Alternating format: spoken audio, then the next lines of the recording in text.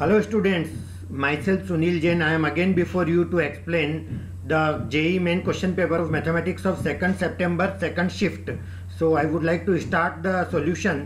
First of all, आपको एक बहुत ही easy question आया था 3 plus 2 square root of minus 54 और इसके ऊपर पावर था 1/2. Now -3 - 2 square root of -54 power इसका था 1/2 और आपको फाइंड आउट करना था इसका इमेजिनरी पार्ट क्या होगा. Is that clear? तो इसको सॉल्व करने के लिए सबसे पहले हम ये करेंगे कि ये जो हमारा इसकी जो पावर है 1/2 यानी कि इसका स्क्वायर रूट हो गया, तो मेरे को 3 + 2 रूट 54 आयोटा आई. तो अब यहाँ पर इसका जो रूट है वो मैं अज्यूम कर लेता हूँ a + IB. Is that clear? तो ये मैं दोनों तरफ की स्क्वायरिंग करूंगा तो मेरे को मिलेगा 3 + 2 root 54 iota equal to a² - b² + 2ab and i. Is that clear? ये a - b होल स्क्वायर का फार्मूला लग गया. i² -1 होता है, इससे यहाँ पर माइनस की साइन आ गई. अब यहाँ पर यदि मैं इन दोनों को कंपेयर करता हूँ तो ये मेरा जो रियल पार्ट है 3, ये इस रियल वाले पार्ट के इक्वल होगा. तो कहना ही से कि a² - b² will be equal to 3. और इसी तरह से ये जो मेरा 2ab है ये इस इमेजनरी पार्ट के इक्वल हो जाएगा, दैट इज 2√54. ये मेरा 2 से 2 कैंसिल हो गया. सो कहना ही से मेरा ab इक्वल टू बनेगा 54 होता 9 6 जा तो 3√6 बना मेरा. तो a² - b² 3 है और a और b का प्रोडक्ट ये है. तो इसको देख के ही हमें समझ आ रहा है कि a का वैल्यू यदि मैं 3 ले लेता हूँ और b का वैल्यू यदि मैं √6 ले लेता हूँ तो ये मेरे इसको सेटिस्फाई कर रहे हैं 9 - 6 3. तो ये मेरा a का वैल्यू आ गया, ये मेरा b का वैल्यू आ गया. मैंने अज्यूम क्या करा था, a + IB मैंने रूट अज्यूम करा था. तो ये मेरा रूट हो जाएगा इसका 3 + √6 iota i. Is that clear? ये इसका रूट आ गया तो मेरा इसका रूट आ जाएगा, ये यहाँ पर प्लस की जगह माइनस है तो कोई फर्क नहीं पड़ेगा, यहाँ माइनस आ जाएगा. सो 3 - √6 आयोटा. Is that clear? अब मैं इसको सिंप्लीफाई करता हूँ तो मेरा 3 कैंसिल आ जाएगा, ये मेरा बनेगा 2√6 आयोटा. तो फाइनली मेरा जो इमेजनरी पार्ट है वो आ गया 2√6. Is that clear? चलिए मूव ऑन. बहुत अच्छा क्वेश्चन था, इजी क्वेश्चन था. आगे बढ़ते हैं. नेक्स्ट क्वेश्चन में आपको दिया है a³ + b³ + c³ equal to 2. a³ + b³ + c³ equal to 2 दिया है और आपको एक मैट्रिक्स दिया हुआ है और उस मैट्रिक्स के अंदर दिया है determinant ABC, BCA and CAB. Is that clear? इसका वैल्यू आपको दिया हुआ है डिटर्मिनेंट का 0. कोई प्रॉब्लम तो नहीं इसके अंदर. चलिए सबसे पहले क्या करें, इसको 0 के इक्वल दिया है तो इसको अपन सॉल्व कर लेते हैं. एक तरीका ये कि अपन ये ρ1 + ρ2 + ρ3 ऐसा करके वो करें, या इतना छोटा है कि अपन डायरेक्ट इसको एक्सपांड कर सकते हैं. तो ये मेरा बनेगा a और ये मेरा बनेगा अंदर BC - a². तो BC - a². देन -b ले लेता हूँ मैं, तो इसको मैं हाइड करूँगा. तो ये मेरा बनेगा b² - AC, b² - AC. ये इसको हाइड करा मैंने दोनों तरफ से, तो ये b² - AC बना. और ये +c करूँगा मैं, इसको हाइड करूँगा तो ये आ जाएगा ab - c². Is that clear? तो ये मेरा किसके इक्वल बन रहा है? 0 के इक्वल बन रहा है. मैं इसको मल्टीप्लाई कर देता हूँ तो ABC - a³ - b³ - ABC + ABC minus का c³ इक्वल टू मेरा 0 आ रहा है. ये ABC मेरे कितने हो गए? 3ABC इक्वल टू मेरा बना a³ + b³ + c³ जो कि दे रखा है क्वेश्चन में 2. सो 3ABC इक्वल टू 2, तो ABC इक्वल टू 2/3. तो ये आपका इससे आसान क्या हो सकता है क्वेश्चन. ABC का वैल्यू आ गया मेरा 2/3. Is that clear? कोई प्रॉब्लम तो नहीं. ABC का ही वैल्यू आपको क्वेश्चन में पूछा था. चलिए नेक्स्ट क्वेश्चन में आपको दिया हुआ है कि क्वेश्चन देखते हैं. आपको दिया है कि 3 कंसेक्यूटिव टर्म्स है जिनके बाइनोमियल कोफिशिएंट्स आपको उनका रेशो दे रखा है और वो रेशो दे रखा है जस्ट अ मिनट 2, 5 और 12. 2 क्वेश्चन में दिया है 2, 5 और 12. 2:5:12. बहुत ही सिंपल क्वेश्चन था. ये बाइनोमियल कंसेक्यूटिव बाइनोमियल कोफिशिएंट्स का रेशो दे रखा है किसी एक्सप्रेशन के अंदर, बाइनोमियल एक्सपांशन के अंदर. Is that clear? तो मैं वो सब कुछ भी नहीं लिख रहा हूँ. मेरे को सिर्फ एक चीज़ मालूम है कि मैं कंसेक्यूटिव यदि कोफिशिएंट लेता हूँ तो मैं एक चीज़ जानता हूँ कि मैं ऐसा ले सकता हूँ NCR - 1 then NCR and then NCR plus 1। Is that clear? ये मेरे 3 कोफिशिएंट हो गए कंजुगेटिव। तो इनका रेशो दे रखा है 2:5:12, 2:5:12। तो कैन आई से कि ये जो मेरा NCR-1 डिवाइडेड बाय NCR, यदि मैं इसको इससे डिवाइड करूं तो वो इसके इक्वल आएगा 2/5 के, यस नो? और यदि मैं इसको इससे डिवाइड कर देता हूँ NCR divided by NCR plus 1, तो ये मेरा बनेगा 5/12। Is that clear? अब इसको मैं फर्दर सिंप्लीफाई कर लेता हूँ तो मेरी 2 इक्वेशन बन जाएगी और सॉल्व करके मुझे n और r के वैल्यू मिल जाएंगे। तो आपको इसको सिंप्लीफाई करना और कुछ भी नहीं था, इसमें n का वैल्यू आ रहा है 118। Is that clear? आपको n का वैल्यू इसके अंदर पूछा था, तो इस तरह से हम इसको सॉल्व कर सकते हैं। एक बहुत ही ब्यूटीफुल और बहुत ही अच्छा क्वेश्चन आया था, ईजी था, टफ नहीं था। क्वेश्चन के अंदर ये दिया था कि एक सर्कल के अंदर n पॉइंट्स ऐसे हैं कि हर 2 कंजुगेटिव के बीच जो है वो ब्लू लाइन है, ऐसा दिया हुआ था। ऐसे n पॉइंट्स है और उनके बीच में ब्लू लाइन है। और यदि नॉन कंजुगेटिव पॉइंट्स लेता हूं मैं, जैसे ये वाला और ये वाला, तो इनके बीच में रेड लाइन्स है, ऐसा आपको दिया हुआ है क्वेश्चन में। और ये दिया हुआ है कि जो नंबर ऑफ रेड लाइन्स है वो 99 times number of blue lines है। तो बहुत सिंपल सा क्वेश्चन है, जस्ट कंफ्यूज करने के लिए दिया है। आप केवल ऐसा मान के चलो कि जैसे ये सपोज सर्कल है। Is that clear? यदि मैं इसके अंदर कुछ पॉइंट्स ले लेता हूँ ऐसे ऐसे ऐसे कंजुगेटिव, और इनको मैं ज्वाइन करता हूँ, तो आप खुद ही देखो क्या बनेगा, ये पॉलीगॉन बन जाएगा, यस नो? यानी ये क्वेश्चन में जो रेड लाइन है वो ये वाली लाइन से, यानी पॉलीगॉन के डायगोनल से। पॉलीगॉन के डायगोनल का डायरेक्ट फार्मूला होता है NC2 - n which is equal to 99 times blue line. अच्छा, मान लो n साइड का पॉलीगॉन है, तो n उसमें वो होती है साइड्स, जो साइड है वही तो ब्लू लाइन है, ये इनके बीच में। एक तरह से वैसा मान सकते हैं अपन, जितनी साइड है उतनी ब्लू लाइन्स आएगी। So that is equal to 99n। तो ये मेरा बनेगा NC2 इक्वल टू मेरा बना 100n। NC2 मेरा होता है n into n minus 1/2 equal to 100n। n से n मेरा कैंसिल हो गया, तो n माइनस 1 मेरा हो गया 200, तो n आ गया मेरा 201। That's it. तो बहुत बहुत बहुत सिंपल क्वेश्चन था ये। चलिए आगे बढ़ते हैं।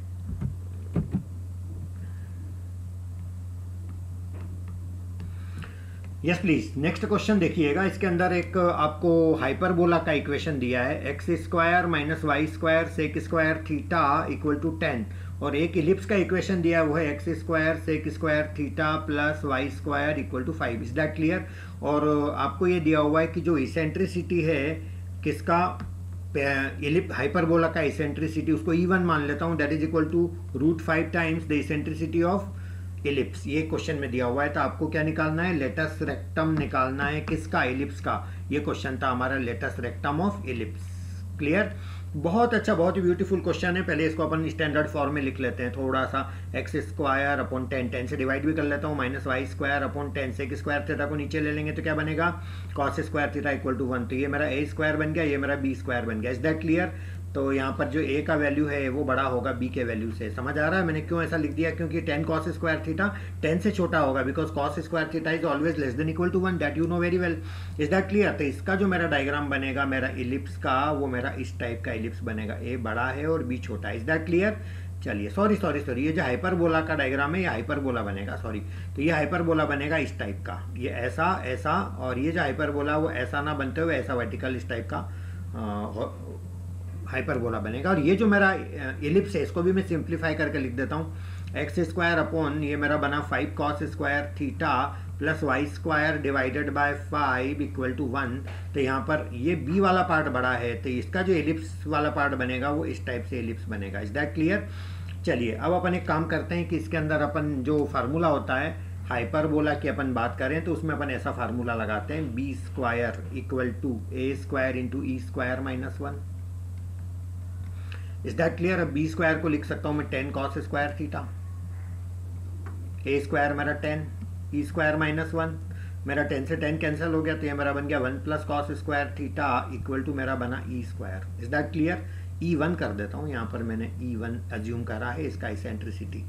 Is that clear? और यही बात यदि हम इसके लिए करते हैं इलिप्स के लिए, तो मेरा बनता है a² equal to b², formula याद है ना आपको, a² equal to b² into 1 minus e2² बोलूंगा मैं, तो a² मेरा हो जाएगा यहाँ पर 5 cos² theta equal to b² मेरा 5 हो गया, और ये मेरा 1 माइनस e2 का स्क्वायर हो गया। आई होप दैट इज क्लियर। अब मेरा यहाँ पर 5 से 5 कैंसिल हो गया, तो ये मेरा बनेगा cos² थीटा, और ये 5 मेरा कैंसिल हो गया, और ये e2 स्क्वायर को इधर ले लो ना, तो ये मेरा बनेगा e2 square equal to 1 minus cos square theta.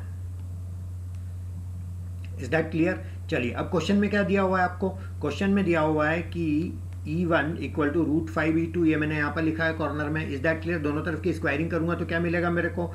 e1 square equal to 5 times e2 square. अब कुछ भी नहीं करना, वैल्यू पुट करना है। तो ये मेरा e1 स्क्वायर को मैं लिख सकता हूँ 1 plus cos square theta equal to 5 times e2 square, तो 5 माइनस 5 कॉस स्क्वायर थीटा, तो ये माइनस का इधर आएगा तो 6 कॉस स्क्वायर थीटा, ये मेरा 4 के इक्वल बनेगा। तो मेरा cos square theta equal to 2/3 बना। Yes no? अब मेरे को फाइंड आउट क्या करना था? Latus rectum. किसका लेटस रेक्टम फाइंड करना था? 2ba square, 2b square upon ए होता है एलिप्स का लेटस रेक्टम इस वाले का। Yes no? तो 2 इंटू बी स्क्वायर। अब बी स्क्वायर यानी एलिप्स के केस में बी स्क्वायर कौन है मेरा? 5, और डिवाइडेड बाय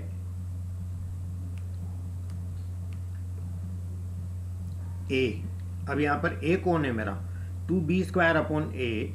लेटस रेक्टम आपको निकालना 2b स्क्वायर ए, तो आपका b स्क्वायर क्या है? ये सॉरी, हाँ ये आपका बनेगा 5 कॉस स्क्वायर थीटा, तो ये आपका बनेगा 2 into 5 cos square theta divided by a. तब यहाँ पर ए का वैल्यू कितना आएगा आप वो देख लो ज़रा। तो कैलकुलेशन अपन करते हैं, तो ये आपका ए का वैल्यू बनेगा यहाँ पर, जस्ट अ मिनट, दिस ये मेरा बन रहा है √5 cos theta. Is that clear? तो ये मेरे √5 से कैंसिल होकर के मेरा एक √5 ऊपर बनेगा ये मेरा, और ये मेरा बन जाएगा √5 कॉस थीटा। तो ये मेरा बन जाएगा, just a minute, 2b square upon A x square upon A square plus Y square upon B square equal to 1। अच्छा ठीक है ठीक है ठीक है। तो यस, इसको सिंप्लीफाई करके अपन लिख देंगे, तो ये मेरा बनेगा वैल्यू फाइनली सॉल्व करने पर आ जाएगा मेरा 4√5/3। इसको एक बार आप चेक कर लेना। Is that clear?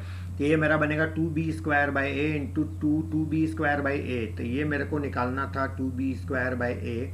तो आपको ये जो फाइंड करना था, जस्ट अ मिनट, इसको, हाँ ठीक है ठीक है ठीक है। तो ये वैल्यूज पुट करके यहाँ पर आंसर लेके आ जाएंगे अपन, इस तरह से सॉल्व हो जाएगा।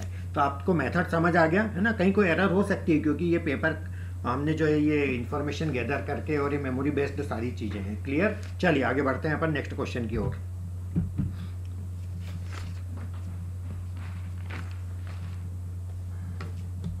Very beautiful question of limit. Limit का बहुत ही अच्छा क्वेश्चन है। लिमिट एक्सटेंड्स टू 0, और ये आपका बनेगा 10π/4 plus x, 10π/4 plus x whole to the power 1/x। बहुत अच्छा क्वेश्चन है। सबसे पहले आपको लिमिट के हर क्वेश्चन में स्टैंडर्ड फॉर्म पहचानना होता है, 0/0 है या infinite power bye infinite form ले रहा है। ये मेरा कौन सा फॉर्म ले रहा है? 1 पावर इनफाइनाइट फॉर्म ले रहा है। Is that clear? और 1 पावर इनफाइनाइट फॉर्म जब भी क्वेश्चन ले रहा हो तो आपको याद हो तो उसके लिए हमने फार्मूला बताया था, जैसे कि fx पावर gx टाइप का कोई फंक्शन है और वो 1 पावर इनफाइनाइट टाइप का है, तो क्वेश्चन में e power limit extends to 0, और आपको फिर क्या लिखना रहता है? fx मल्टीप्लाइड बाय gx लिखना रहता है। Is that clear? fx minus 1 into gx, इस तरह से लिखना रहता है। तो अब इस चीज़ को मैं यहाँ पर ऐसा लिख रहा हूँ कि limit e to the power limit x tends to 0, ये मेरा आ जाएगा। ऐसे बहुत सारे क्वेश्चंस आपने किए होंगे यदि आपने सारी वैरायटी कवर करी है तो 10π/4 plus x minus 1 multiplied by 1/x ये बनता है। अब आप इसको केयरफुली ऑब्जर्व करें तो ये 0/0 का फॉर्म ले रहा है। देखो आप, तो यहाँ पर क्या करूँगा मैं? l'Hopital रूल लगा लूँगा, है ना? एल हॉस्पिटल यानी शॉर्ट में l'Hopital हम लोग बोल देते हैं। तो x टेंड्स टू 0, तो ये मेरा बनेगा sec square π/4 plus x. Is that clear? और ये तो 0 हो जाएगा x का, तो अगेन और अपॉन के अंदर x है तो x का डिफरेंशिएशन भी 1 हो जाएगा। तो फाइनली कुछ भी नहीं करना है, इसका सिंप्लीफाई करना है। तो e to the power x को 0 रखेंगे तो मेरा बना sec square π/4। Is that clear? sec π/4 कितना होता है? √2 का मेरा स्क्वायर, तो ये फाइनली बना e की पावर 2, यानी कि e स्क्वायर मेरा आंसर आ जाएगा। Is that clear? कोई प्रॉब्लम तो नहीं? तो इस तरह से इनको अपन सॉल्व कर सकते थे। बहुत ही अच्छा क्वेश्चन था। Yes, move on, next question लेते हैं।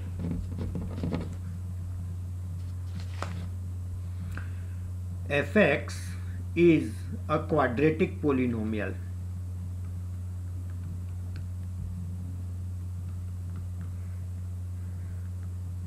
and fx equal to 0 has √3, has a √3, ये क्वेश्चन में दिया था, has a √3 and f of 2 plus f of -1 equal to 0।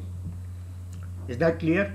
तो आपको अल्फ़ा का रेंज निकालना है, find the range of alpha, find the range of alpha. Alpha यानी वही उसका रूट, उसका रेंज निकालना है आपको। अब सबसे पहले तो क्वाड्रेटिक पोलिनोमियल में एज्यूम कर लेता हूँ मेरा एफ एक्स है a x square plus b x plus c, is that clear? और F3 जीरो दिया है क्वेश्चन में, क्योंकि f x equal to zero has root 3, तो F3 जीरो होगा, 3 इसको सेटिस्फाई करेगा। तो कैन आई से कि 9A प्लस 3B प्लस सी, ये मेरा किसके इक्वल हो जाएगा? जीरो के इक्वल हो जाएगा। इसको हम इक्वेशन नंबर 1 डाल देते हैं। Now F2 plus F minus 1 भी जीरो है, तो F2 यदि मैं लिखता हूँ तो ये मेरा बनेगा 4A प्लस 2B प्लस सी, और F माइनस 1 यदि लिखता हूँ माइनस 1 का स्क्वायर प्लस 1, तो ये मेरा A माइनस B प्लस सी, और ये मेरा किसके इक्वल दे रखा है? जीरो के इक्वल दे रखा है, तो ये 4A प्लस A, तो ये मेरा हो जाएगा 5A।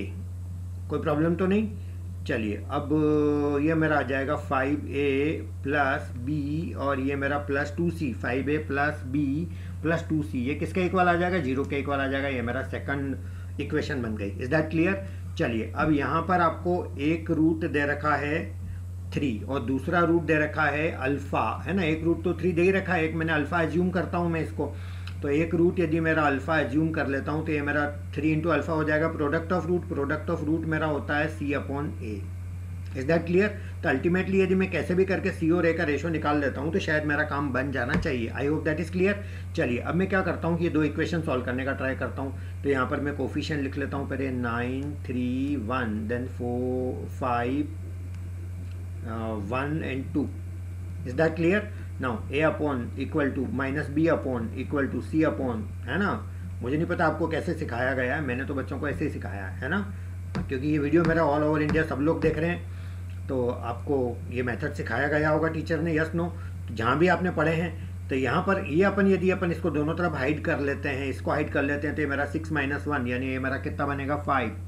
Is that clear? अब की बार मैं इसको हाइड कर लेता हूँ तो 9 2 18 माइनस 5, ये मेरा 13 बनेगा। और ये C वाले पार्ट को मैं हाइड कर लेता हूँ तो मेरा बनेगा 9 1 9 माइनस 15 यानी मेरा माइनस 6 बनेगा।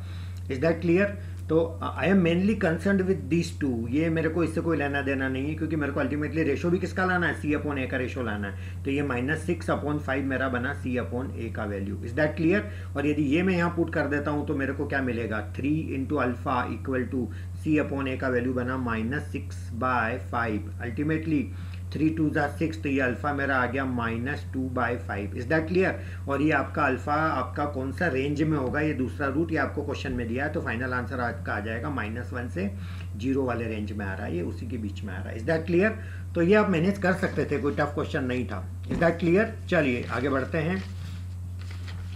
नेक्स्ट क्वेश्चन बहुत ही ब्यूटीफुल क्वेश्चन है, डिफरेंशियल इक्वेशन से रिलेटेड है। देखिएगा, one of my favourite area.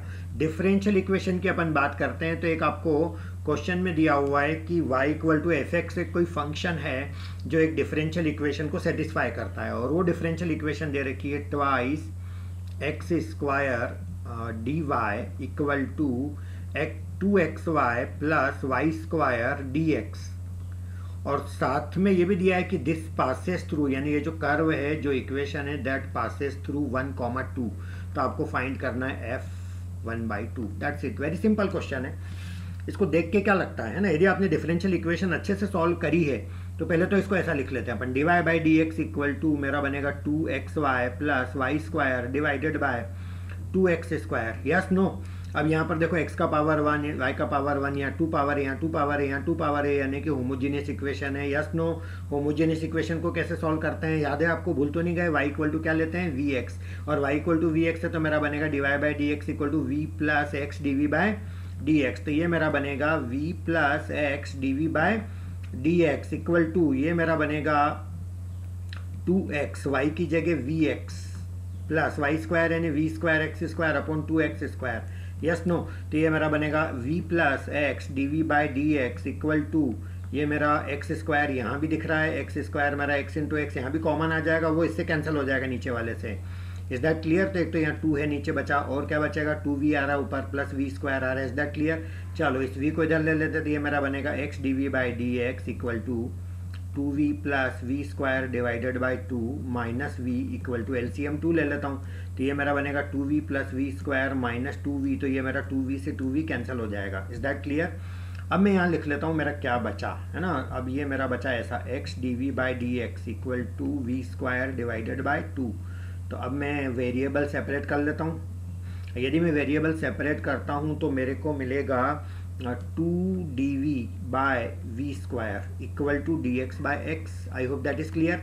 तो ये मेरा दोनों तरफ का मैं इंटीग्रेट कर देता हूँ, तो ये मेरा बनेगा 2 और ये v 1/v स्क्वायर एक तरह से v टू द पावर -1 है तो v की पावर -2 तो -1/v इसका आ जाएगा वैल्यू, -1/v इसका वो हो गया इंटीग्रेशन इक्वल टू ये मेरा log x हो गया प्लस ये मेरा c आ जाएगा। Is that clear? Constant of integration. तो -2/v। अब v क्या था याद करो, y equal to V X लिया था मैंने, ये रहा y इक्वल टू मेरा वी एक्स। तो v इक्वल टू मेरा हो गया y अपॉन x, तो ये मेरा y और अपॉन का x मेरा ऊपर चला जाएगा इज इक्वल टू मेरा बना log x प्लस c। अब क्वेश्चन में ये दिया है, ये तो आपको मिल जाएगा इससे y का वैल्यू, बट क्वेश्चन में ये दिया है कि आपका जो कर्व है वो किस पॉइंट से पास हो रहा है, 1,2 से पास हो रहा है। तो 1,2 इसको सेटिस्फाई करेगा, तो -2 x की जगह 1 divided by 2 equal to log 1 plus c। तो ये मेरा log 1 तो 0 होता है, ये -2 से 2 कैंसिल हो गया, तो -1 इक्वल टू मेरा बना c। तो मेरा c का वैल्यू आ गया -1। Is that clear? तो c का वैल्यू -1 मुझे कहाँ रख देना चाहिए, मेरी इक्वेशन में रख देना चाहिए c की जगह -1। तो ये मेरा बनेगा -2x upon y, just a minute, -2x divided by y equal to log x और c कितना आया मेरा -1। तो आपका जो y का वैल्यू हो जाएगा, y इक्वल टू मेरा हो जाएगा, इसको मैं अपोन में ले लेता हूं, तो ये मेरा बनेगा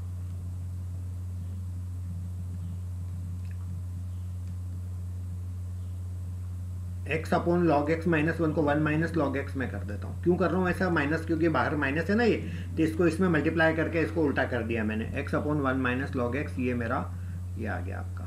आपको क्या पूछा है f 1/2, तो जहाँ जहाँ x है वहाँ क्या रखने का 1/2। तो ये मेरा बनेगा 1/2 divided by 1 minus log 1/2, log 1/2। तो इसको मैं क्या लिखूँ, log 1/2 को माइनस है, log 1/2 यानी कि ये हो जाएगा मेरा log 1 माइनस log 2, तो ये माइनस माइनस प्लस हो जाएगा, और log 1 तो मेरा 0 होता है, तो ये 2 से नीचे मल्टीप्लाई कर लो, तो ये 1/2 प्लस 2 log 2 मेरा आंसर हो गया। That's it. तो आप इसे चेक कर लेना, ये बहुत ही इजी था, ऐसा कुछ भी नहीं था। कई लोग बोलते हैं इसको हम लीनियर भी बना सकते थे, dy/dx plus py equal to q where p and q are function of x और y एक्सेट्रा। ठीक है, एनीवे वैसा मैनेज होता है, वैसे भी कर सकते हो, बट ये तो सीधा सीधा दिख रहा था, तो ऐसा क्यों ना करें अपन। चलिए आगे बढ़ते हैं।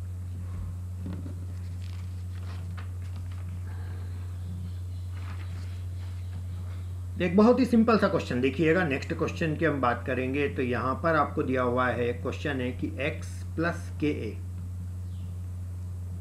प्लस एक्स स्क्वायर प्लस के -2 multiplied by a plus next term है x cube plus x -4 multiplied by a plus dash dash dash up to 9 terms, ऐसा दिया है। और इसके इक्वल आपको ये दे रखा है x power 10 minus X -45a into X -1 whole divided by x -1। ये एक्सप्रेशन दिया है, तो आपको k का वैल्यू फाइंड करना है। Is that clear? चलिए, बहुत सिंपल क्वेश्चन है, बहुत ही सिंपल क्वेश्चन है। देखो आप, अब सबसे पहले सारे x इकट्ठे कर लो, एक जैसे है ना। तो ये मेरा बनेगा x plus x square plus x cube, तो ये मेरे x पावर 9 तक जाएगा। Is that clear? चलिए, अब ये जो जितने भी टर्म्स हैं इन सब में a कॉमन आ रहा है, सब में देखो आप आ रहा है के ए, ये a कॉमन ले लेता हूँ मैं, तो मेरे को अंदर क्या मिलेगा, a कॉमन लेने पे यहाँ पर k मिला प्लस k -2 मिला प्लस k -4 मिलेगा, ऐसे चलता जाएगा, ये भी 9 टर्म्स तक जाएगा। Yes no? Is equal to वाला पोर्शन में बाद में लिख दूंगा, पहले इसको तो सिंप्लीफाई कर लें अपन, उसके इक्वल टू तो वो है ही, रखना ही अपने को, that is not a problem. अब एक चीज़ बताओ मेरे को कि ये जीपी सीरीज है, जीपी सीरीज का सम का फार्मूला बोलो बोलो बोलो, a into R common ratio power कितने टर्म 9 -1 डिवाइडेड बाय r -1 यानी कि x -1 प्लस a।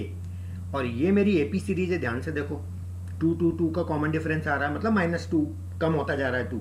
तो यहाँ पर मेरे टर्म है इसमें 9, तो 9/2 फिर अंदर 2a, फार्मूला याद है ना एपी के सम का, 2a plus n minus one into D, N minus one मेरा 8 हो जाएगा, इंटू कॉमन डिफरेंस मेरा -2 हो जाएगा। Is that clear? चलो इसको और सिंप्लीफाई कर लेता हूँ मैं, तो ये मेरा बनेगा x इंटू एक्स पावर 10 ही लिख देता हूँ अंदर मल्टीप्लाई करके, x power 10 minus x divided by x minus one plus 9a/2, इसमें भी 2 कॉमन ले लो भाई मेरे, तो ये अंदर आ जाएगा k माइनस 8, ये मेरा 2 से 2 कैंसिल हो गया। Is that clear?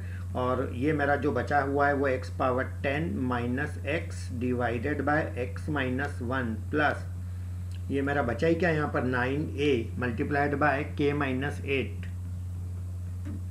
अब अपन लिख लेते हैं ये सब जिसके इक्वल चल रहा था वो ये वाला पार्ट था। सो x पावर 10 माइनस एक्स, और ये डिवाइड वाला x माइनस वन अलग अलग करके लिख लें चलेगा, ये -45a into x minus one divided by x minus one, तो ये मेरा स्ट्रेट वे कैंसिल हो गया, सेम टाइप का टर्म है। Is that clear? ये भी कैंसिल हो गया x माइनस वन से x माइनस वन। अब ये मेरा 90 इंटू के माइनस 8, 90 इंटू के माइनस 8 इक्वल टू बचा -45a।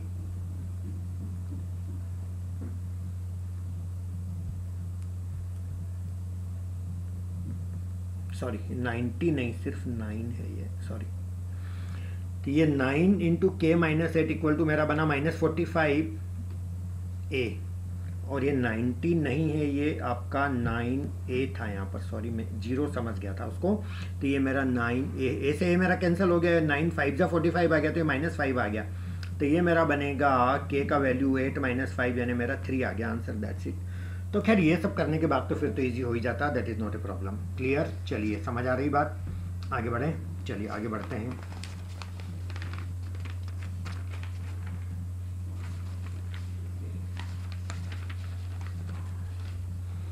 एक प्रोबेबिलिटी का क्वेश्चन था, बहुत ही अच्छा क्वेश्चन था, सिंपल क्वेश्चन था। देखिएगा क्वेश्चन के अंदर ये दिया था,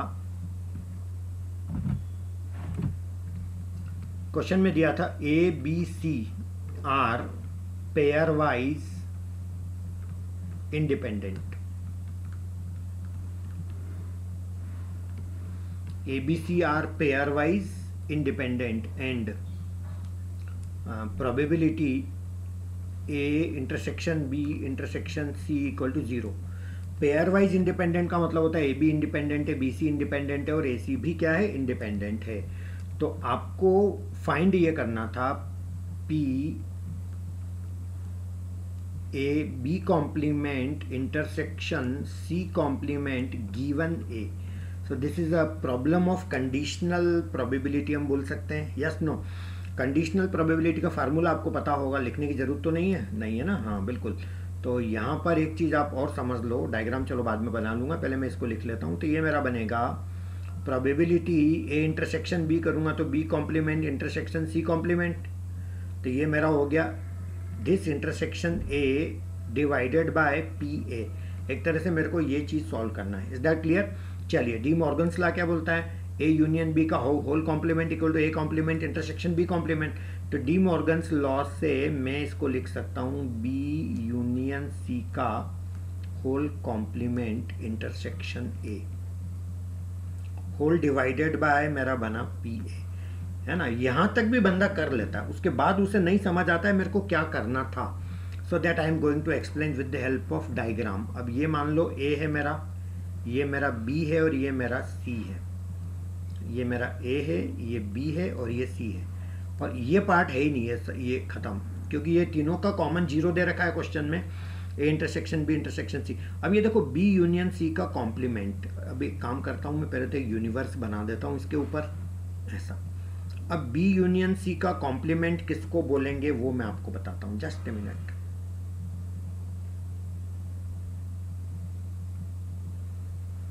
बी यूनियन सी का मतलब ये पूरा बी और सी को छोड़ करके वो बी यूनियन सी का कॉम्प्लीमेंट होगा, यस नो?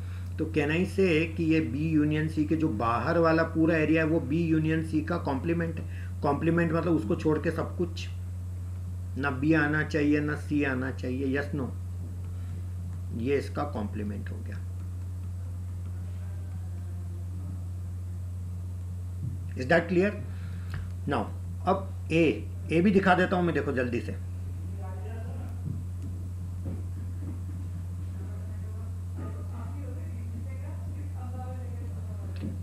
ए मतलब ये जो पूरा वाला ये। अब इन दोनों के बीच में क्या है? इंटरसेक्शन है। इसका मतलब इन दोनों में कॉमन क्या है? अब यहाँ पर कॉमन क्या है? मतलब ये जो दो अलग अलग कलर मैंने दिखा रखे हैं, उन दोनों कलर में कॉमन वाला पोर्शन आपका ये है। Yes no? Is that clear? यानी ये चीज मेरे को न्यूमरेटर के अंदर लेना है। अब न्यूमरेटर में मुझे क्या लिखना चाहिए जिसका मीनिंग ये हो, है ना? अब मैं आपको बताता हूं लिख के, देखिएगा ध्यान से उसको।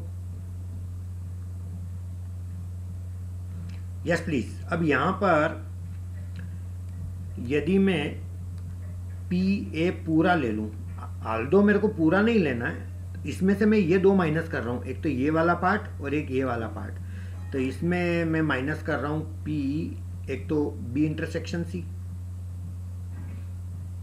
P A intersection B, sorry A intersection B वाला पार्ट माइनस कर रहा हूं, ये वाला जो कॉमन है। और एक मेरे को ये ए इंटरसेक्शन सी वाला भी माइनस करना पड़ेगा। Is that clear? ये मुझे नहीं चाहिए थे, लेकिन अब ये जो एकदम कॉमन था दोनों में, ये मेरा दो बार सब्ट्रैक्ट हो गया, तो उसे एक बार जोड़ना भी पड़ेगा।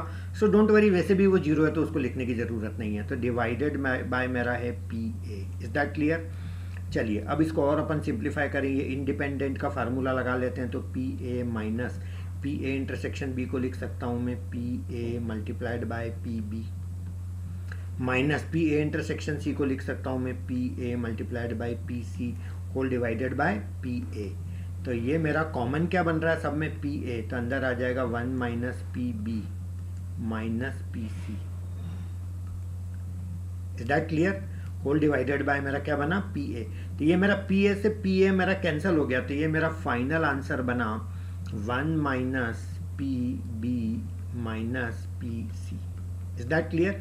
1 क्या होता है? प्रोबेबिलिटी का सम होता है पूरा 1 एक तरह से, है ना?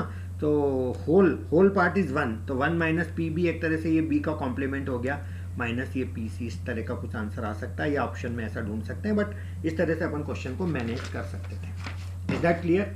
तो ये आपका क्वेश्चन पेपर के अंदर ये चीज़ें हमने इस तरह से डिस्कस की है। तो आप इस चैनल को सब्सक्राइब करिएगा, चैनल पे बने रहिएगा, और जैसे जैसे एग्ज़ाम में क्वेश्चंस कमिंग एग्ज़ाम में आते जाते हैं उसके बाद हम आपको प्रोवाइड करते जाएंगे। ये सारे मेमोरी बेस्ड कलेक्टेड क्वेश्चंस थे, इसलिए मे भी कुछ क्वेश्चंस हमने छोड़े हैं तो वो अवेलेबल नहीं हो पा रहे थे, वट एवर टाइम कंस्टेंट वगैरह सारी चीज़ें हैं। बट आई होप आपने बहुत अच्छे से इस चीज़ को समझा होगा। चैनल पे बने रहिएगा, चैनल को सब्सक्राइब कर लिएगा। तो मैं सुनील जैन आपसे अभी विदा चाहता हूँ। Thank you so much, have a nice day.